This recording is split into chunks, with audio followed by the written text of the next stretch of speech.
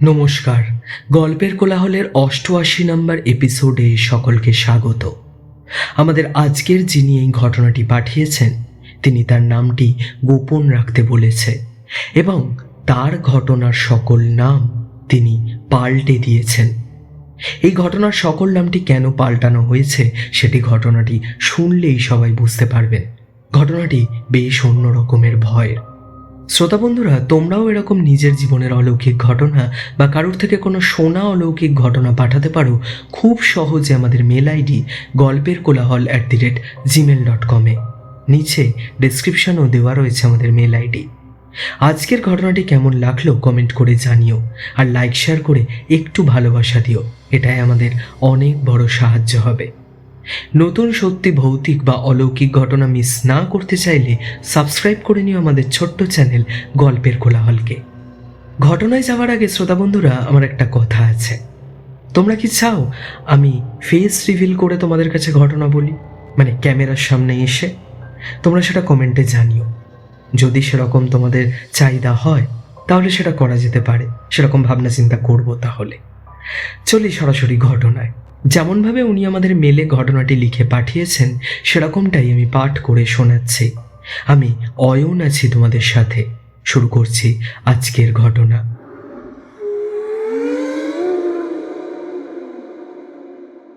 নমস্কার অয়ন। আজ আমি এই চ্যানেলে আমার জীবনের একটা খুব ব্যক্তিগত কথা লিখে পাঠাচ্ছি। সেটা ছিল আমার জীবনে ঘটে যাওয়া একটা খারাপ সময়, যার মধ্যে ঘটেছিল কিছু অলৌকিক ঘটনা। প্রথমেই বলি, আমি একজন ডিভোর্সি, কিন্তু এখন আমি পুনরায় আরেকটি বিয়ে করে সুখে সংসার করছি। আমার একটা ছোট মেয়েও আছে। আমার প্রথম বিয়ে ভেঙে যাওয়ার সাথে যে কারণ জড়িয়ে আছে সেটাই আজ আমি লিখতে চলেছি। আমার বয়স তখন বেশ অল্প, চাকরিতে সবে জয়েন করেছি। আমার কাজের জায়গাটা ছিল আমতায়। রোজ আমি বাসে করে যাওয়া আসা করতাম। সেখানেই আমার প্রথম পক্ষের বড় কাজ করত, আর সেখানেই আমার তার সাথে আলাপ হয়েছিল। আমার প্রথম হাজব্যান্ডের নামটি আমি গোপন রাখছি, তার বদলে আমি ভাস্কর নামটি ব্যবহার করছি। সেখানেই আমার আলাপ হয় ভাস্করের সাথে। ভাস্করের সাথে বন্ধু হিসেবে মিশতে মিশতে কখন যে ওর প্রতি ভালোবাসার অনুভূতি গড়ে উঠেছিল তা বুঝতে পারিনি। ভাস্কর খুব একা ছিল। বাবা মা মারা গেছেন। বাগনানে নিজের একটা বাড়ি আছে। এইভাবে চলতে চলতে একদিন হঠাৎ করে ভাস্কর আমায় বিয়ের প্রস্তাব দেয়। আমি বাড়িতে কথা বলি। আমার বাবা রাজি হলেও মা ঠিক ভাস্করকে পছন্দ করতো না। মা সমানে বলতো ও নাকি ভালো ছেলে না। আমি মাকে অনেক বোঝাতাম, কিন্তু মা এই বিয়েটায় রাজি ছিল না। এছাড়াও আমি শহরে থেকে মানুষ, হঠাৎ করে বাগনানের মতো জায়গায় আমার থাকতেও অসুবিধা হবে। কিন্তু তখন ভাস্করের প্রতি আমার অনুভূতি এত জোরালো হয়ে উঠেছিল যে এক প্রকার সবার কথা অমান্য করে অন্য কথা না ভেবেই বিয়েটা সেরে ফেললাম। ভাবলাম বাগনানে ঠিকই থাকতে পারবো, আর শনি রবি বাবা মার কাছে এসে থাকবো না হয়। এতক্ষণ সব ঠিক ছিল। আসল ঘটনা ঘটতে শুরু করলো আমার বিয়ের পরে। নতুন জীবন শুরু করার আনন্দের মাঝেই হঠাৎ এমন কিছু অদ্ভুত ঘটনা আর ভয়ঙ্কর ঘটনা ঘটতে শুরু করলো যা আমার পুরো জীবনটাকেই বদলে দিল। শুরুর দিকে ভাবতাম হয়তো এরকম ফাঁকা জায়গা, গ্রাম, তাই হয়তো আমার অত ভয় লাগছে। তবে যত দিন যেতে থাকলো আমি বুঝতে পারলাম যে ওই বাড়িতে এমন কিছু আছে যার অস্তিত্ব অস্বীকার করার কোনো উপায় নেই। বিয়ে করে ভাস্করের সাথে ওর বাড়িতে পৌঁছালাম। খুব সুন্দর একটা বড় বাগানের মাঝে দোতলা একটা বাড়ি, খোলামেলা পরিবেশ। কিন্তু ভাস্করের কোনো আত্মীয় স্বজন তো সেখানে উপস্থিত ছিলই না। আবার পাড়ার লোকেরাও কিরকম অদ্ভুত নজরে আমার দিকে তাকিয়ে থাকতো। নতুন বউকে দেখে কারোরই মনে যেন আনন্দ ছিল না। সবাই আমাকে ভালো করে দেখে, তারপর যে যার ঘরে ঢুকে যায়। ভাস্করের সাথে আমিও ওর বাড়িতে ঢুকি। ও নিজেই আমাকে বরণ করে বাড়ির ভেতরে ঢোকালো। একটা অত বড় দোতলা বাড়ি, তার মধ্যে শুধু আমি আর ভাস্কর। একতলায় বসার জায়গা, রান্নাঘর আর আরও একটি ঘর ছিল, আর সিঁড়ি দিয়ে উঠে দুটো বড় বড় ঘর আর একটা লম্বা দালান। ফ্রেশ হয়ে রান্না সেরে নিয়ে খেয়ে দুপুরে শুয়ে পড়লাম। ঘুমটা ভাঙতে দেখি সন্ধে হয়ে গেছে। পাশে দেখি ভাস্কর নেই। সন্ধেবেলা চারপাশটা খুব অন্ধকার আর নিঝুম ছিল। ওই পরিবেশে একটু ভয় হতে শুরু করলো আমার। বুঝতে পারলাম এখানে অভ্যস্ত হতে সময় লাগবে। এরপর দরজা দিয়ে বেরিয়ে আমি যখন বারান্দা দিয়ে হেঁটে সিঁড়ির কাছে যাই, আমার মনে হলো কেউ যেন আমার পেছনে আসছে। আমি ঘুরে তাকালাম, কিন্তু কেউ নেই। পুরো বারান্দা খালি। আবার যখনই হাঁটতে শুরু করলাম, সেই মনে হতে লাগলো কেউ যেন আমার পেছনে হাঁটছে। আমি তাড়াতাড়ি সিঁড়ি দিয়ে নিচে নেমে আসি। নিচে এসে দেখি ভাস্কর বসে চা খাচ্ছে। ভাস্কর কিছু কেনাকাটা করতে বেরোবে বলল। ওটা শুনেই আমিও বললাম যাব, কিন্তু ও রাজি হলো না। ওই বাড়িতে একা থাকতে আমার হালকা ভয়ই করছিল। তাও ভাস্কর কোনো কথা শুনল না, বরং বারবার বলছিলাম বলে একটু রাগ করেই আমাকে বারণ করলো। এরপর ভাস্কর বেরিয়ে গেল। পুরো বাড়িটার মধ্যে তখন আমি একা। নিজেকে ব্যস্ত রাখার জন্য রান্নাঘরে গিয়ে কিছু কাজ করছিলাম। তার মধ্যে মনে হলো দুতলায় আমার ঘরে কেউ যেন হাঁটছে। পায়ের শব্দ আসছিল। ভাবলাম হয়তো মনের মধ্যে ভয় ঢুকেছে, তাই বেশি ভাবছি। আবার নিজের কাজে মন দিলাম। রান্নাঘরের গ্যাসের জায়গাটা এমন ছিল যে সেখান থেকে বাইরের দালানের কিছুটা জায়গা দেখা যেত। আমি মিক্সিতে পেঁয়াজ বাটছিলাম। এমন সময় আমার মনে হলো শাড়ি পরা কেউ যেন ওই দালানের এক প্রান্ত থেকে আর এক প্রান্তে হেঁটে গেল। আমি ভাবলাম দরজা কি খোলা, হয়তো কেউ এসেছে। রান্নাঘর থেকে বেরিয়ে দালানে গিয়ে দেখি মহিলা তো দূর, কোনো মানুষই নেই সেখানে। এমনকি বাইরে বেরোনোর দরজাও ভেতর থেকে বন্ধ। ভাবলাম হয়তো চোখের ভুল। তারপর সব কাজ সেরে আমি নিজের ঘরে গিয়ে বসি। ঘড়িতে দেখি রাত 9টা বাজে। 2 ঘন্টা হয়ে গেল, ভাস্কর তখনও ফেরেনি। কেনাকাটা করতে এতক্ষণ সময় লাগে? তারপর 9:30 নাগাদ ভাস্কর ফিরল। তবে একটা অদ্ভুত জিনিস দেখলাম। কেনাকাটা করতে গিয়ে কোনো জিনিস না নিয়েই এতক্ষণ পর ও ফিরল। জিজ্ঞাসা করায় বলল একটা বন্ধুর বাড়িতে গেছিল। ওর গা থেকে কিরকম যেন একটা ধুনো ধুনো গন্ধ ভেসে আসছিল। সেদিন রাতে খাবার খেয়ে শুয়ে পড়লাম। শুয়ে শুয়ে ভাবছি যে অষ্টমঙ্গলা অবধি এই বাড়িতে এক টানা থাকতে হবে, কাজেও যেতে পারবো না। এসব ভাবতে ভাবতে কখন যে খুব গভীরভাবে ঘুমিয়ে পড়েছি বুঝতেই পারলাম না। সকালে ঘুম থেকে যখন উঠলাম, মাথাটা যেন কিরকম ধরে গেছিল। বিছানায় উঠে বসতেই মনে হলো ডান পাটা যেন কিরম জ্বালা করছে। চাদরটা সরিয়ে দেখি ডান পায়ের অনেকটা অংশ খুব বাজেভাবে চিড়ে গিয়ে রক্ত বেরোচ্ছে। ব্লেড বা কোনো ধারালো জিনিস দিয়ে কেটে গেলে যেমন হয় ঠিক সেরকম।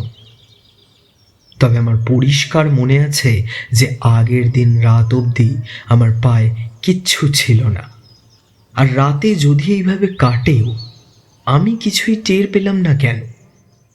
ভাস্করকে দেখাই, কিন্তু ও এটা দেখে খুব নর্মালভাবেই রিয়্যাক্ট করলো, যেন কিছুই হয়নি। আমি ওষুধ লাগিয়ে আবার সারাদিন নিজের মতো কাজ করলাম। এরপর থেকে ওই 1 সপ্তাহের মধ্যে পরপর অনেক ঘটনা ঘটতে শুরু করলো। রোজ রাতেই আমি খুব গভীরভাবে ঘুমিয়ে পড়তাম। বিছানায় শুলেই আমার যেন সত্যিই আর কোনো হুঁশ থাকতো না। আর পরের দিন সকালে উঠে আমার শরীরের কোনো না কোনো অংশ ওই একভাবে চিরে গিয়ে রক্ত বেরোতো। প্রতিদিন ঠিক 7টার পর ভাস্কর বেরিয়ে যেত আর ফিরত সেই রাত 9:30। ওই সময় অনেক কিছুই ঘটতো ওই বাড়িতে। কখনো মনে হতো যে আমার ঘর থেকে আমি বেরিয়ে এলেই বারান্দা দিয়ে কেউ যেন ওই ঘরে ঢুকতো। নিচে থাকলে উপরের ঘরে পায়ের শব্দ শুনতে পেতাম। দুপুরবেলাতে আরো ভয় বেশি করে লাগতো। সারা বাড়ি তখন ফাঁকা। নিজের ঘরে শুয়ে পরিষ্কার শুনতে পেতাম রান্নাঘর থেকে বাসন পড়ার শব্দ, কখনো বাসন নাড়াচাড়া করার শব্দও আসতো। আমি নিচে নেমে দেখতাম যে রান্নাঘরে বাসন ওলট পালট করা, যেন কেউ এসে রান্নাঘরে কাজ করছিল। কখনো গ্যাসের ওপর চায়ের বাটিতে চা ফুটতে দেখতাম, কখনো বঁটি সোজা করে রাখা আর তার পাশে সবজি সাজানো চোখে পড়ত। আস্তে আস্তে ওই বাড়িতে দিন কাটানোটা আমার পক্ষে কষ্টকর হয়ে উঠেছিল। এত ভয়, এত অত্যাচার সহ্য করতে পারছিলাম না। সারাক্ষণ ভয় আতঙ্কে আমার দিন কাটত। অষ্টমঙ্গলার জন্য যখন আমার বাড়ি গিয়েছিলাম, আমার শরীরে এত কাটাছেঁড়ার দাগ দেখে আমার বাবা মা ভাবে ভাস্কর হয়তো কিছু করেছে। আমি তাদের বলি যে না, আমার নিজের কাজ করতে গিয়ে এসব হয়েছে। তাও ওরা বিশ্বাস করে না, আমায় ওদের কাছে থাকতে বলে। আমি চাইলেও থাকতে পারি না। ভাবি যে ভাস্কর ওই বাড়িতে একা থেকে ওর যদি কিছু হয়। আমি তাই আবার ফিরে আসি ওই বাড়িতে। কিন্তু আমি যতদিন নিজের বাড়িতে ছিলাম, শান্তিতে যেন আমি নিঃশ্বাস নিতে পারছিলাম। ওই বাড়িতে ফিরেই আবার সেই আতঙ্ক ঘিরে ধরল। এসবের মধ্যে বাবা মায়ের একটা কথা আমার ঠিকই মনে হলো, ভাস্করের মধ্যেও অনেক পরিবর্তন এসেছে। এত কিছু যে আমার সাথে ঘটছে সব কিছুই ওকে জানাতাম, দেখতাম ওর যেন এসব নিয়ে কোনো ভ্রুক্ষেপ নেই।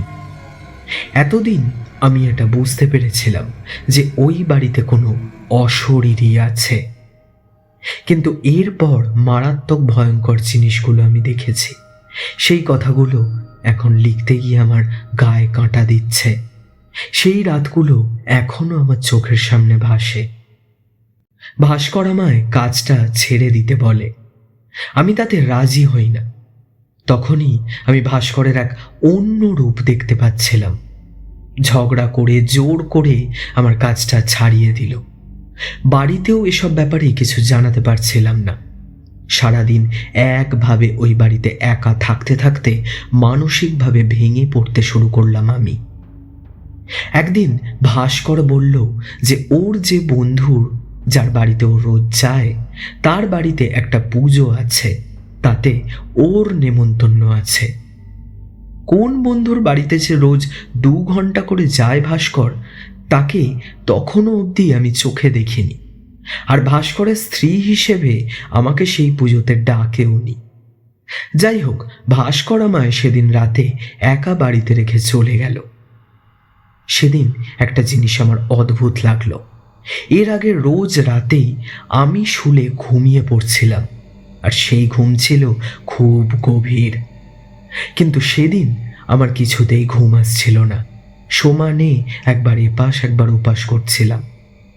আচমকা বারান্দায় আবার পায়ের শব্দ কানে এলো আমার। কেউ যেন হাঁটছে। আমি মনে সাহস নিয়ে ভাবলাম যে দেখবো কে আছে ওই বাড়িতে। আমি ঘরের বড় লাইটটা জ্বালিয়েই শুয়েছিলাম। বিছানা থেকে নেমে দরজাটা খুলতেই আমি আঁতকে গেলাম। দেখলাম দরজার সামনে ফোঁটা ফোঁটা রক্ত। বারান্দার এক প্রান্ত থেকে ওই ফোঁটা ফোঁটা রক্ত পড়তে পড়তে সিঁড়ির দিকে এগিয়ে গেছে। আমি আস্তে আস্তে ওই রক্ত দেখতে দেখতে এগিয়ে যা দেখলাম, আমার পুরো দম বন্ধ হয়ে গেছিল। ভয়ে আমি পা নাড়াতে পারছিলাম না।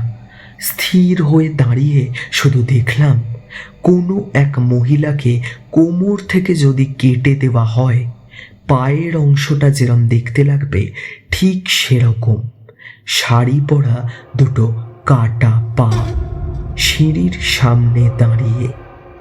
তারপর চোখের সামনে সিঁড়ি দিয়ে পরিষ্কার হেঁটে হেঁটে নিচে নেমে গেল, আর সেই পা থেকেই রক্ত ঝরে মাটিতে পড়ছে। আমি থরথর করে কাঁপতে কাঁপতে ঘরেতে ঢুকি, বিছানায় কোনো রকমে বসি। হঠাৎ অনুভব হয় যে আমার পিঠে যেন কেউ হাত রেখেছে। আমি ঘুরে দেখি একটা মহিলার হাত, আর সেই হাতটা যখন আমি সরাই, বিছানার সামনেই দেখি দুটো শাঁখা পলা পড়া কাটা হাত বিছানার ওপর। আমি আর এসব সহ্য করতে পারছিলাম না। আমি মাটিতে বসে পড়ি। কানে আসে এক মহিলার কান্নার শব্দ, খুব জোরে জোরে কাঁদছে। আমি আবার বাইরের দিকে তাকাই, দেখি একটা মহিলার অবয়ব হেঁটে যাচ্ছে বারান্দা দিয়ে। খুব অস্বাভাবিকভাবে ঘরের দেওয়ালে লেখা ফুটে উঠল একটা। সেই লেখা ছিল, এই বাড়ি ছেড়ে চলে যা, না হলে ও তোকেও মেরে ফেলবে। যেভাবে আমি মরেছি তুইও মরবি। আমি অনেকবার কে কে করে চিৎকার করি, জানতে চাই কে এই মহিলা। আবার সেই কান্নার শব্দ কানে আসে। এত কিছু সহ্য করতে করতে কখন যে আমি জ্ঞান হারাই বুঝতে পারি না। পরের দিন সকালে চোখে সূর্যের আলো পড়তে আমার জ্ঞান ফেরে। দেখি সকাল হয়ে গেছে, কিন্তু ভাস্কর তখনও ফেরেনি।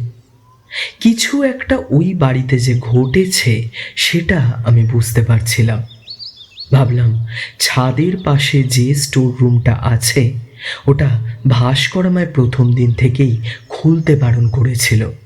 ওই ঘরটা খুললে নিশ্চয়ই কিছু জানতে পারবো। আমি ঘরটা খুলে ভেতরে ঢুকলাম। নোংরা আর আবর্জনায় সারা ঘর ভরা।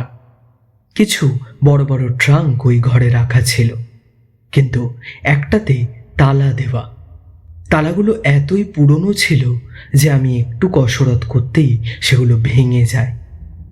তারপর ট্রাঙ্কগুলোকে খুলে আমি ভেতরে দেখি সেখানে রয়েছে অনেক শাড়ি আর মেয়েদের জিনিস। শাড়িগুলো কার সেটা তখনও বুঝতে পারি না। ভাবি হয়তো ভাস্করের মায়ের জিনিস ওগুলো। শাশুড়ির জিনিস ভেবে একটার পর একটা শাড়ি আমি নামাতে তার মধ্যে একটা ডায়েরি দেখতে পেলাম। ডায়েরির প্রথম পাতা খুলতেই আমি অবাক হয়ে যাই। সেখানে লেখা মালবিকা চক্রবর্তী, কিন্তু ভাস্করের মায়ের নাম এটা নয়। তাহলে এই ডায়েরি আর জিনিসগুলো কার? কৌতূহল আরও বেড়ে গেল। আমি ওখানে বসেই ডায়েরির পাতা উল্টে পড়তে শুরু করলাম। একটা পাতার লেখা আমার চোখে পড়ল, যদি কেউ এই ডায়েরি পড়ো তাদের উদ্দেশ্যেই বলছি, আমি পাগল নই। এই বাড়িতে আমি বন্দি। ভাস্কর আমায় একদিন না একদিন মেরে ফেলবে। সেই সময় ঘনিয়ে আসছে। আমি ওর সব কথা জানতে পেরে গেছি।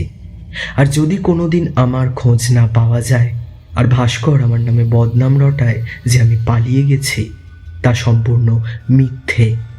আসলে জানবে ভাস্কর আমায় মেরে ফেলেছে। লেখাটা পড়ে আমার হাত পা কাঁপতে শুরু করলো। আমার মাথা কাজ করা বন্ধ করে দিয়েছিল। মনে হচ্ছিল এই বিপদ আমার সাথেও ঘটতে পারে, কিন্তু ভাস্কর যে এই ধরনের মানুষ ভাবতেই পারছিলাম না। আর ভাস্কর কেন কাউকে মারবে এর উত্তরও অজানা ছিল। সামনের দিকের একটা পাতা পড়ার পর আমি জানতে পারলাম যে মালবিকা চক্রবর্তী আসলে ভাস্করের প্রথম স্ত্রী। ভাস্কর আসলে একটা ঠক প্রতারক আর একজন খুনিও। আমি সব বন্ধ করে নিচে যাই।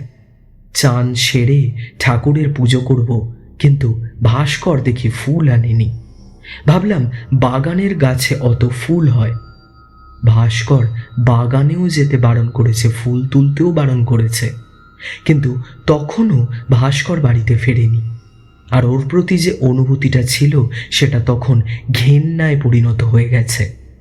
হতেই পারে বাগানেও কিছু গুপ্ত জিনিস আছে, তাই যেতে বারণ করেছে। আমি বাগানে গিয়ে ফুল তুলি। তখন মনে হচ্ছিল সেখানে কেউ আছে আমার সাথে।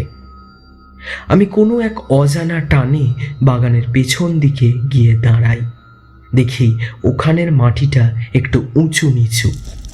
মাটিটা খোঁড়ার চেষ্টা করি, পারি না, কিন্তু মনে হলো ওখানে কিছু একটা আছে, কারণ মাটির সাথে একটা কাপড়ের টুকরো মিশেছিল।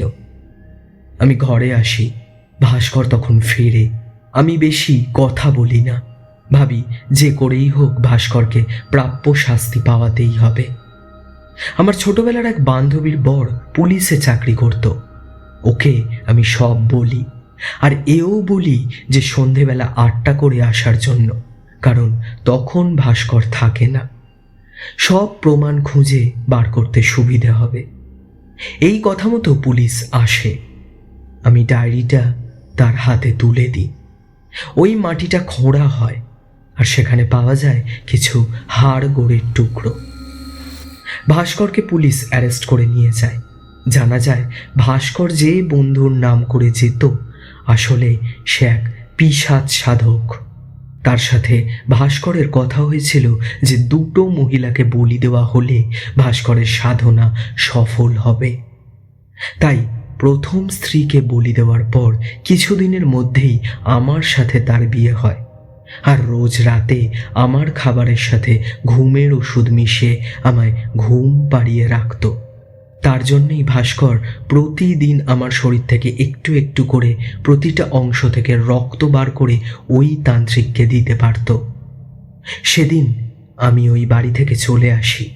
পরের দিন সকালে আমার কাছে ফোন আসে যে ভাস্কর লকআপের মধ্যেই মারা গেছে, অস্বাভাবিকভাবে মৃত্যু হয়। আমি গিয়ে দেখি ওর গলায় একটা মোটা দাগ, আর চোখগুলো ভয় আর কষ্টে যেন ঠিকরে বেরিয়ে এসেছে। ভাস্করের মৃত্যুর পর আমি বাড়িটাকে প্রমোটিংয়ে দেওয়ার জন্য একদিন ওই বাড়িতে যাই। প্রমোটারকে দেখানোর পর যখন ওই বাড়ি থেকে বেরিয়ে বাগানের দিকে তাকাই, দূরে দেখতে পাই একজন মহিলা আমার দিকে তাকিয়ে। তারপর যেন চোখের নিমেষে কোথায় সেই মহিলা মিলিয়ে যায়।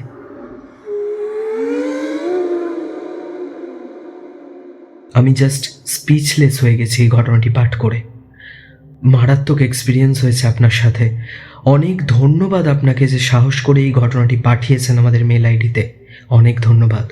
শ্রোতা বন্ধুরা, জানাও তোমাদের কেমন লাগলো আজকের এই ঘটনাটি কমেন্ট করে। লাইক শেয়ার করে একটু সাপোর্ট করো, আমাদের অনেক সাহায্য হবে এটায়। আর সাবস্ক্রাইব করতে কিন্তু ভুলো না।